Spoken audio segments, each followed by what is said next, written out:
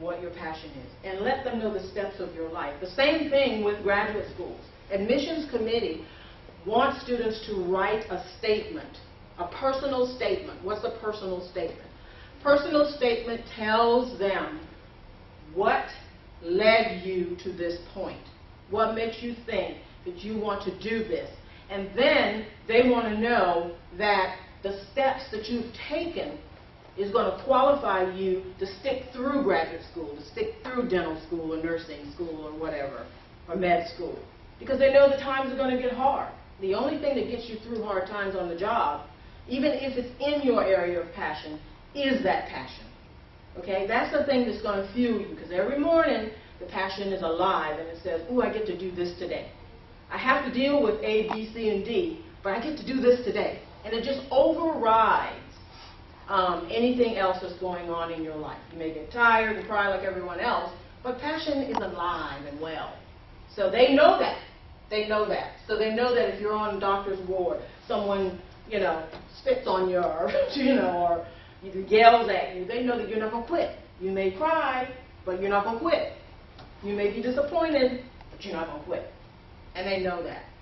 So if you're able to articulate to them the steps that you've taken to bring you to that point, then you're going to hear you're hired.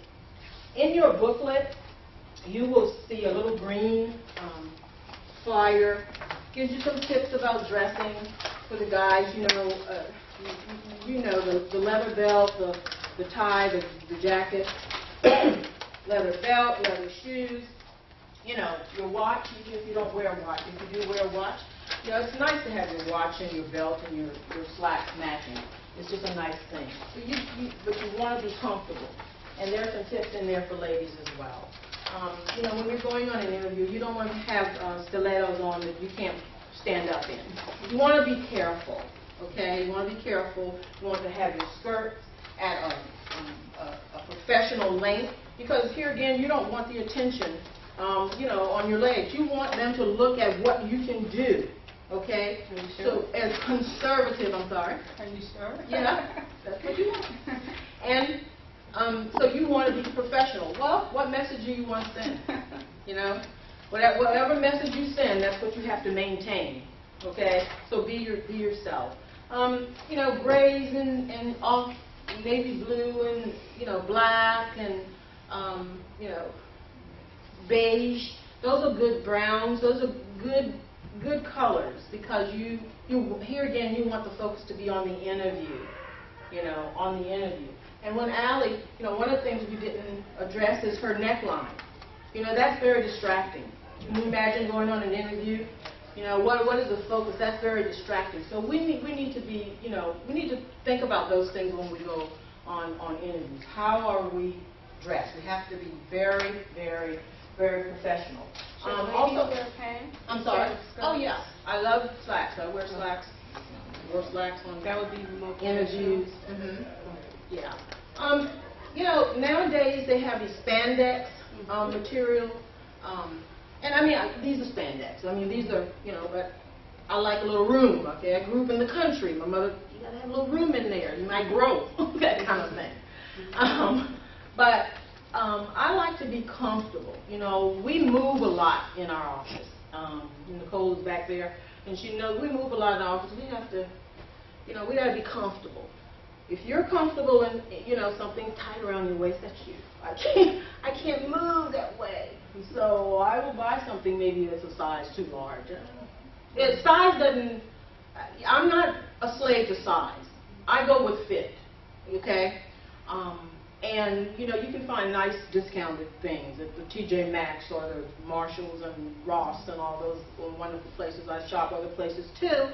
But if you shop a discount place, you really can't go by size all of the time. So I can look at it and say, this might fit, so I'll try it on. I'm not a slave to size. Fit matters to me.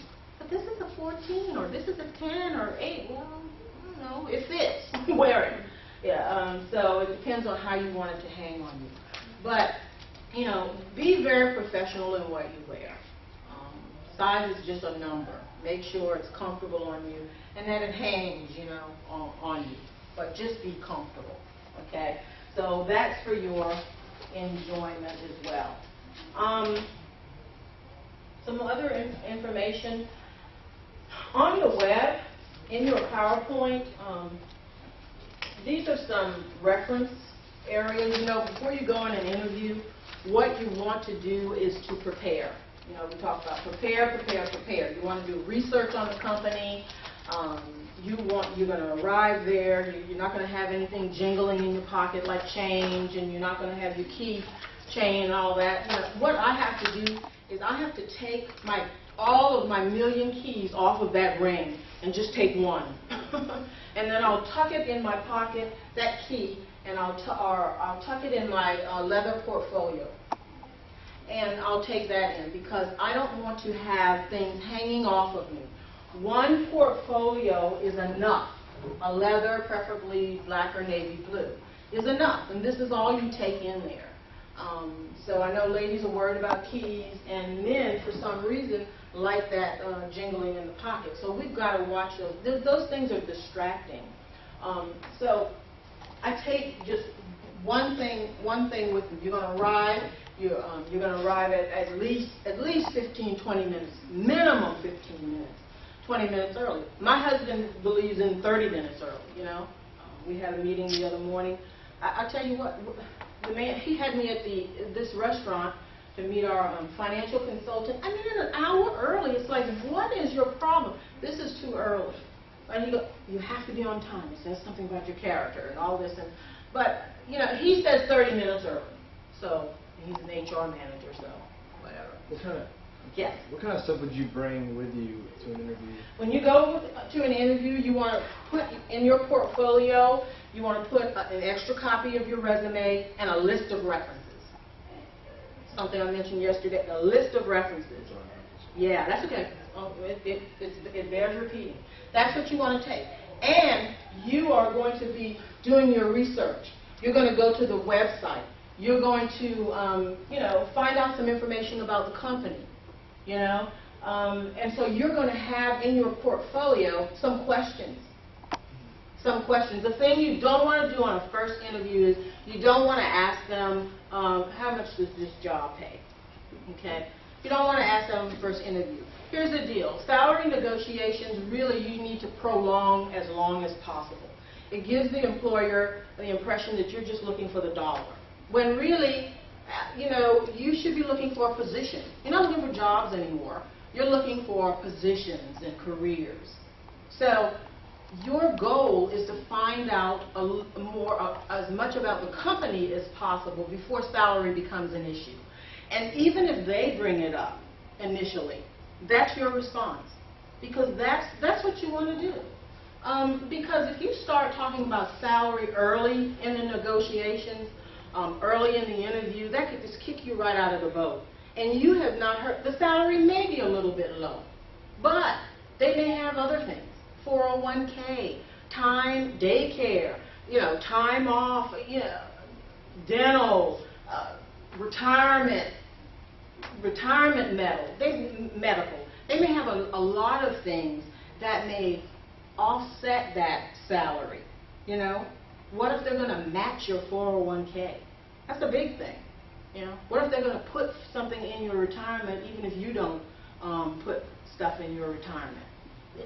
So you don't want to get to that point before you find out about the environment, before you find out, what is the chances for promotion and how would you get to that point. You don't want to talk about salaries before you talk about what is the learning curve, what is a typical day in the life of this person. Is this a new position? What happened to the person that was in this position? Did anyone apply for this position internally? Are they going to be working with you? So you've got to regroup. There's a lot of things you need to know about the company. What's the turnover rate? What's the turnover rate? So there are a lot of things you need to know about a company before you start talking about salary. And when do you mention these questions? Do you wait until after they've already asked all of theirs, or do you Well, okay. They will ask you, do you have any questions for me? So typically, you wait for that, but you don't have to. You don't have to sit there. You can.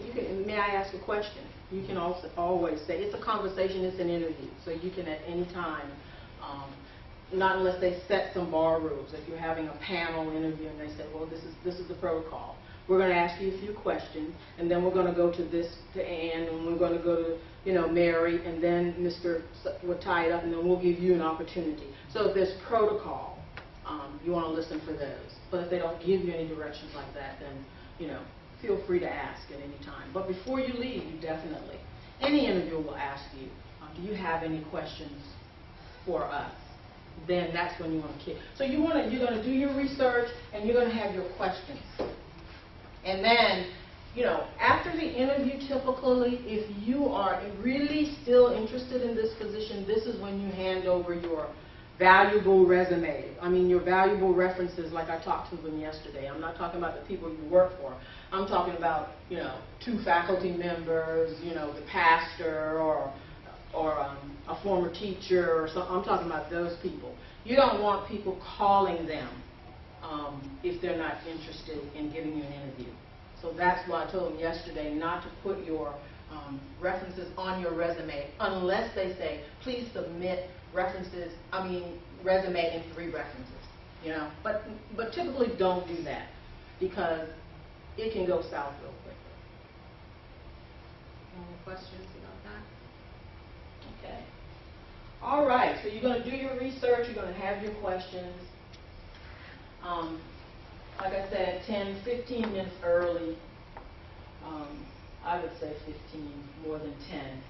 My husband, like I said, would say 30, because it gives you an opportunity to just sit back, relax, cool out if it's hot outside, if it's cold, take your coat off. Maybe they have literature. You want to observe people. You want to go to the restroom if you have to. That kind of thing. You don't want to rush in there. I got an appointment. You don't want kind of thing. I went on a site visit to Citadel Mall, and there's this big, I forgot the name of the building.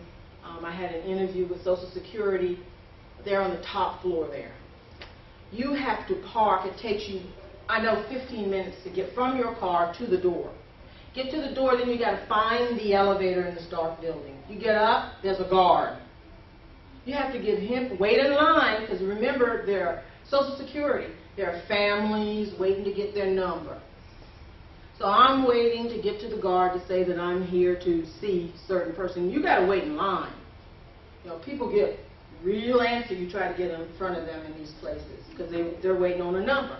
So by the time I get there, I just made my site visit because the guard had to take my name, then the guard had to call someone to relieve him, then the guard had to go tell that person, didn't have a phone, he had to walk back there, and he didn't walk like this, he was just walking, just like, give me a break.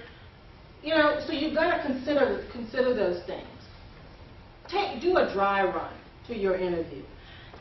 If you live in Charleston and you're doing an interview in Atlanta, you can't. But you can do a MapQuest, and you can call the company, and you can ask them questions about parking, and you can ask them questions about how long would it take you to get from point A to point B. You can leave early. You can leave early. You can get there. You can leave early. But even look at those things. our early in Charleston is not New York early. Okay? It's not New York early. You may have to leave like 2 hours, but you got to find out what early is. You've got to have some kind of information about where you're going. You can't just do a MapQuest and say, oh, there it is.